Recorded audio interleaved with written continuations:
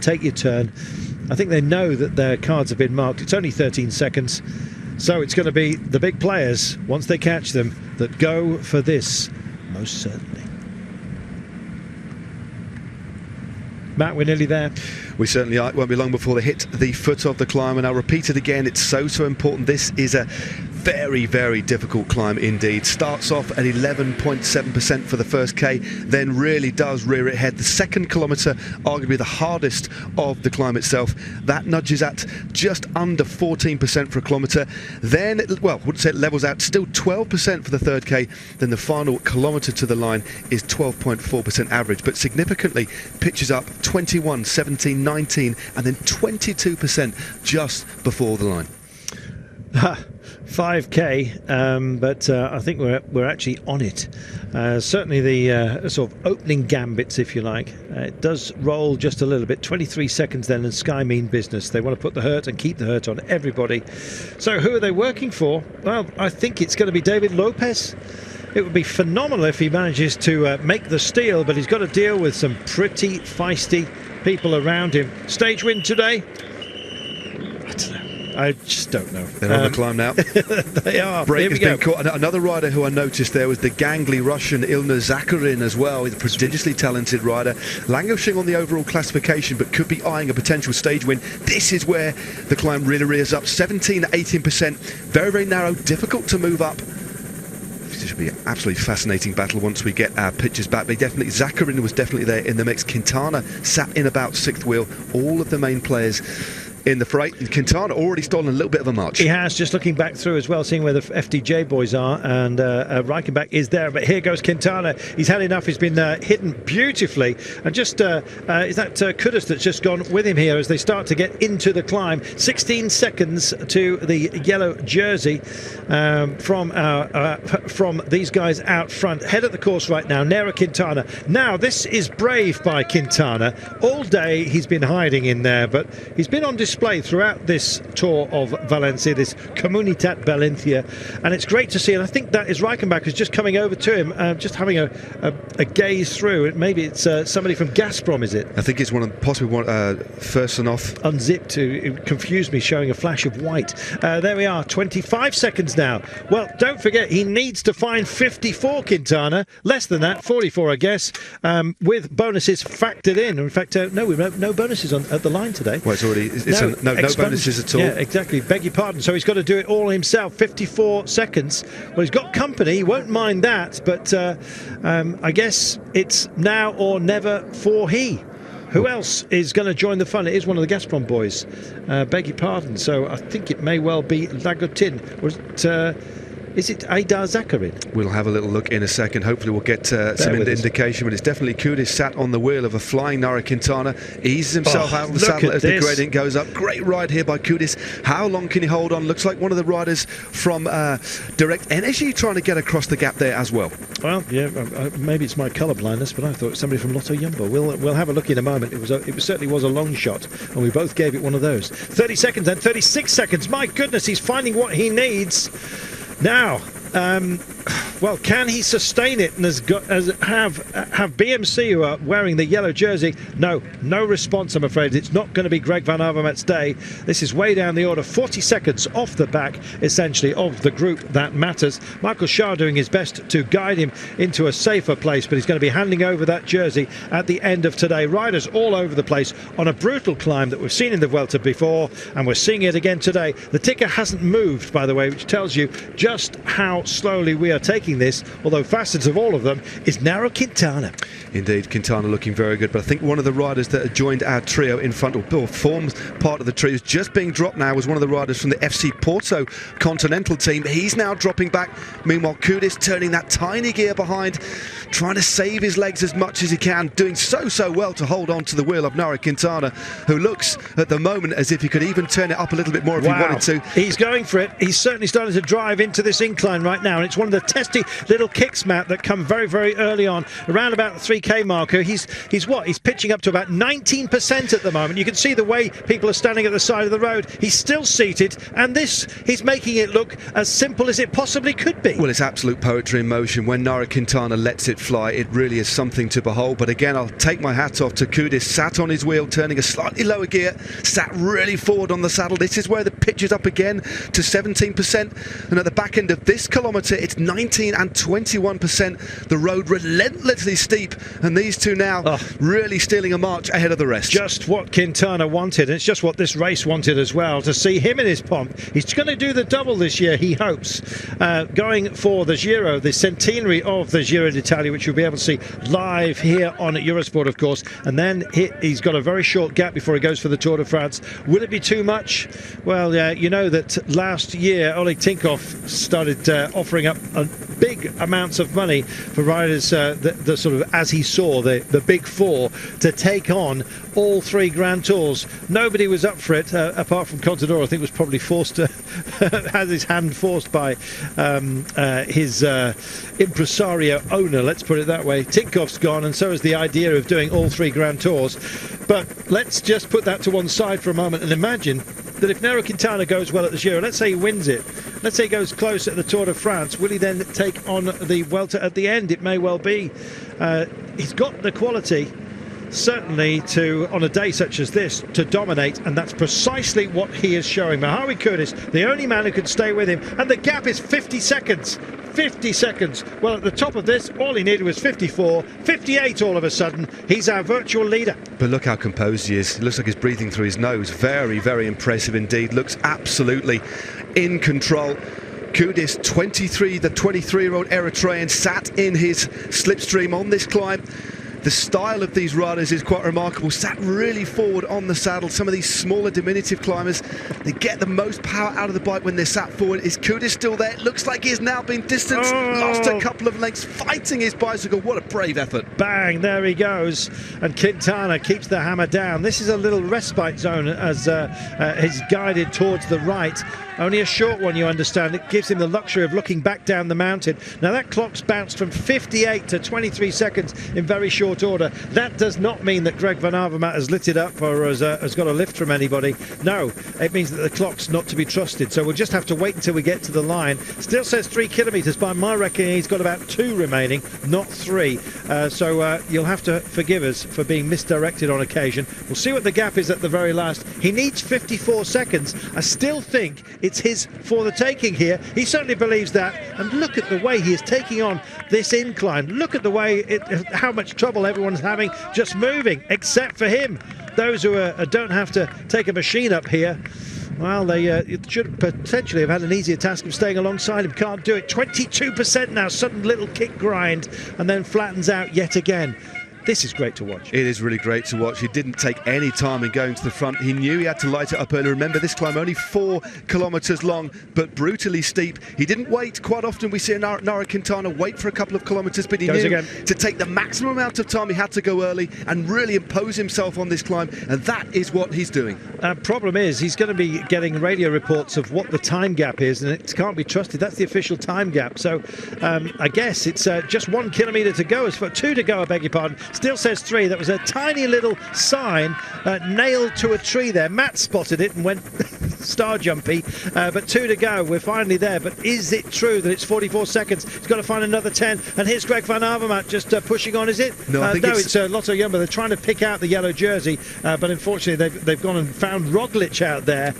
Minute 11 it suddenly said, and they've decided to scrap the clock. Thank goodness for that. So clock's out because it's just far too confusing. Minute 11, I believe that actually was the case, but nonetheless, Quintana is going for victory here. What a brave take this will be! Absolutely fantastic. We thought he'd be the favourite, but the way he's imposed himself far on this climb, mightily impressive. The brave Kudis held his wheel for about 2 kilometres. Then there was nothing he could do about the might from this tiny Colombian. absolutely screaming as well at this climb. I think the two Lotto NL Jumbo riders we saw, I think it was Roglic and Steven Kruijswijk, who looked like they were with Volt poles. Just about to take on 19, 20 and 22% at the very last. It's going to get steeper than this, albeit with a few little flatter sections within it. A series of steps, Matt, but he is equal to all of them, and he's stepped up to the plate today, hasn't he? Well, it really has opened up a significant gap over the second place rider now. We haven't got a time check back to the yellow jersey, but I think what we can say quite safely at the moment, unless something awful happens, Nairo Quintana is riding his way into the yellow jersey, and what a way to do it. It's going to be a battle for the minor placings, but what a display of climbing prowess. Well, a bell has rung, I think, on everybody for round one of this season, and the victor of it is going to be Nairo Quintana, and that's got to set off alarm bells in everyone else's mind. This man is on absolutely supreme form. He got it wrong in terms of his preparation, and when he decided to enter the season last year, it seems he's hit the ground running or rolling to absolute perfection at the moment. Nobody is in this kind of condition at the moment. He is. Can he sustain it? I believe he probably can. This could be the first page of a big chapter this year. It certainly could. He's already won the Giro. He's already won the Vuelta. Will he win the Tour de France? Again, the rumours are he's going to try and do the double. Will he recalibrate? But this is where the road really kicks up. There is your yellow jersey fighting the gradient with every single fibre he has. Goodness. This rider will not give up. Yeah, but look at the difference. You saw Quintana coming up here, and it was it couldn't have been. It was a polar opposite in terms of demeanour when they got to that point of the course. Quintana's on a steeper incline right now. He's just coming to the end, and it looks like an entirely other course. There we are. He suddenly just reaches one of these little plateaus. It'll be 22% to bring him home, and he will bring it home. You're about to see the Flamme Rouge, and he is, and that will come very, very welcome, provided some of the erstwhile fans who don't look rather fleeting on their feet, I'm afraid, don't unfortunately get in the way. Let's hope not. Nearly there.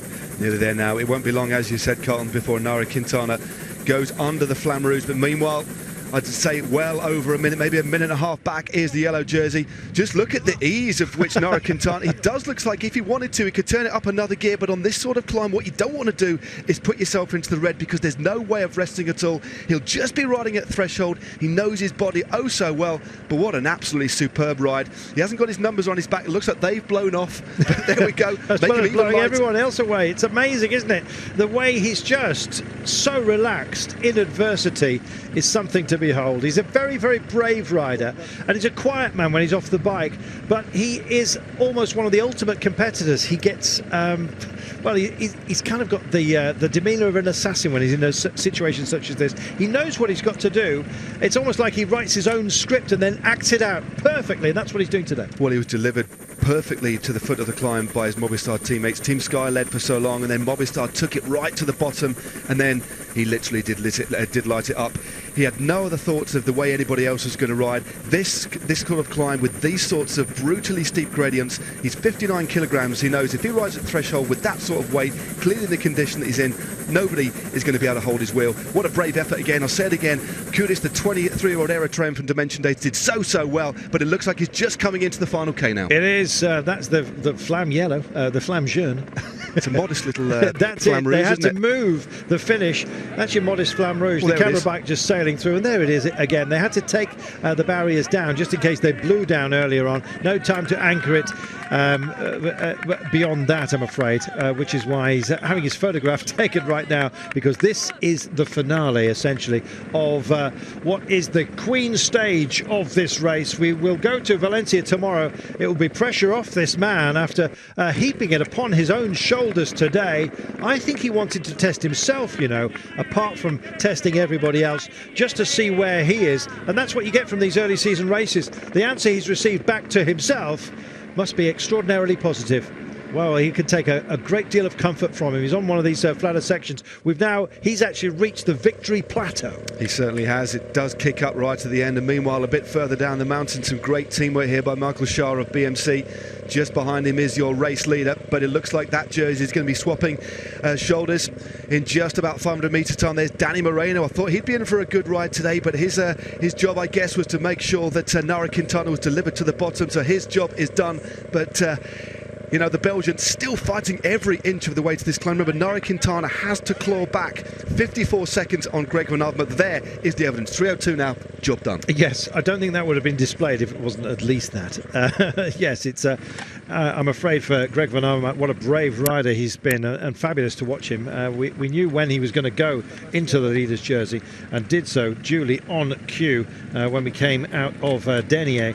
Held on to it yesterday and in fact rode it with aplomb today, but I'm afraid there's just one man who's suited to this kind of terrain, and you're looking at him right now just rounding the final part of the course. You may well be familiar to some of you, this little dip at the top of the mountain, and it's just all about celebration for this man, or it will be once he crosses the line. 5 hours in the saddle, and just a lifetime, it seems, of dominance perhaps laying ahead of him. There are clearly riders out there who can match Quintana, but none riding here today. It doesn't even there's nobody in it even between that's going to threaten him at all. This is where the road really kicks up. The last few hundred meters are a grueling 22%, but still he fights all the way to the line. He won't give up at all. He'll keep battling every inch of the way. There's what a lovely shot of the finish there. Yeah. A ruined building and a ruined field. It was a hell of a party last night, as you can see at the finish line barn. That's what they've got to deal with, and I'm afraid Greg Van Avermaet will get there, but it's going to be a hatful of time he takes today, or ships I should say. This man, Quintana, just bounces up here. It'll take him a wee while, provided the snow leopard doesn't get in the way, or indeed the tiger. But yeah, Quintana, what a superb prospect for this season. It's strange to call him a prospect. I'm talking about the prospect of great racing. Froome will be up against him, of course, in the Tour de France. Quintana is going to take on potentially 3 Grand Tours, definitely 2. We'll see how fresh he feels for La Vuelta, but he always functions well in Spain. And of course, that's exactly where we are here for this great race, the Comunitat Valenciana, back on the calendar, back in our consciousness, as if it needed underscoring. This is the 75 metres to go marker. He's about to come through right now. It'll still take him some time, but the time will be shorter than everybody else's. It certainly will. But here behind is the battle for second place. We'll get confirmation of who it is. It looks like it is one of the riders from the FC Porto, and with him was Kudus. They're not too far behind, but it's all about this man today, Nairo Quintana. Quintana just reaching the crest right now. 25 metres to go. Well, everybody be aware, Quintana is in dangerous form. Wow, the clock will roll now, and it'll be a long old count before we get some of the main players from this race. Quintana just says, how did I do? And the message comes in, you've won it.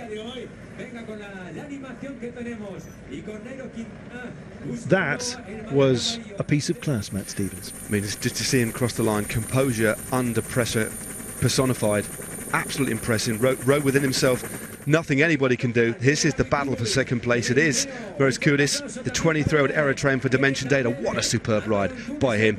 Still second place. Holds on and takes it absolutely beautifully. Well, is that Lopez just coming in?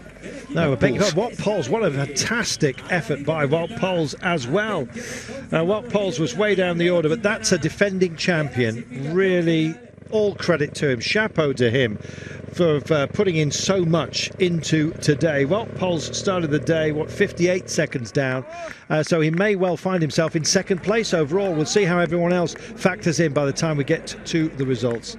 Well done, Wout Poels. Absolutely outstanding ride by him, and indeed by everyone today. They've taken on this incline, which was always going to be the queen stage of the race, and provided some real entertainment for us. Well, there we saw David Formolo across the line, Seni, that looks like Ilno Zakarin of Katusha Alpecin, and here is Greg Van Avermaet. He's conceded a minute and a half already. The yellow jersey has gone, but he'll still battle on.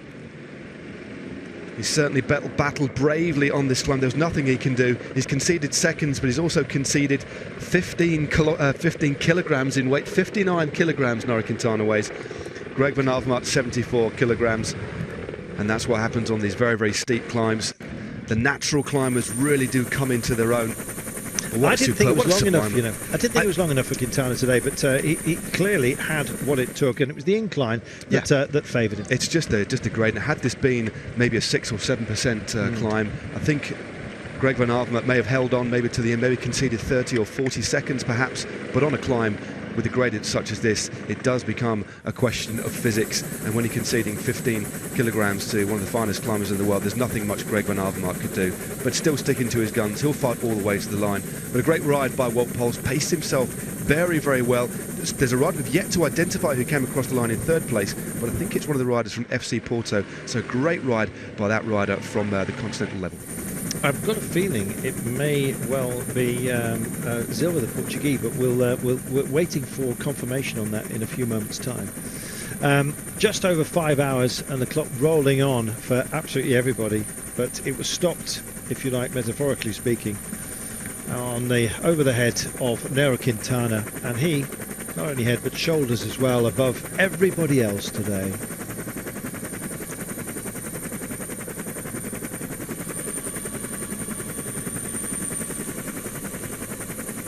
Well, we're going to be having a chat, hopefully, with our winner. I think Lara Messiger is going to have a brief word. Waiting for Greg Van Avermaet to make it in. So extended coverage today to do the honour to the great man, and he is a great rider. This is just not his terrain. It certainly isn't, but he's battled all the way. He's put up a really, really good fight. He did say at the stop that he'd certainly fight to try and keep the jersey, but he was realistic about his chances. And it was the out-and-out climber who won the day. Van Avermaet still fighting all the way. This sort of ride, though, this sort of race at this sort of the year really set things up for later in the year. It's more than a preparation race, but just by the virtue of the nature of this stage, 6 categorised climb, finishing up this brute, really good for the condition, a real investment for later in the year. Well, classic season coming, of course, and you'll be able to keep in touch with all of those here on Eurosport as well. It's quite a portfolio that we have for you this summer, and so glad that so many of you recognise that Eurosport is your home of cycling. We do our level best to bring you absolutely everything that you want to see, and in fact there's very few races that don't appear on this channel in terms of cycling, so it's a pleasure for us to have your company, especially when you make quite clear that you love it just as much as we do. So Antunes, the Portuguese, it was that came across the line. Just absolutely fantastic. Porto Canal, it's the old football team indeed, and taking a kicking today, I'm afraid, time-wise, Greg Van Avermaet, but a brave effort for him. Well over 4 minutes and 40 his deficit. He only had to find 54 seconds. He found an awful lot more than that. Quintana, our champion in waiting with the run to Valencia tomorrow. What a guy, what a ride.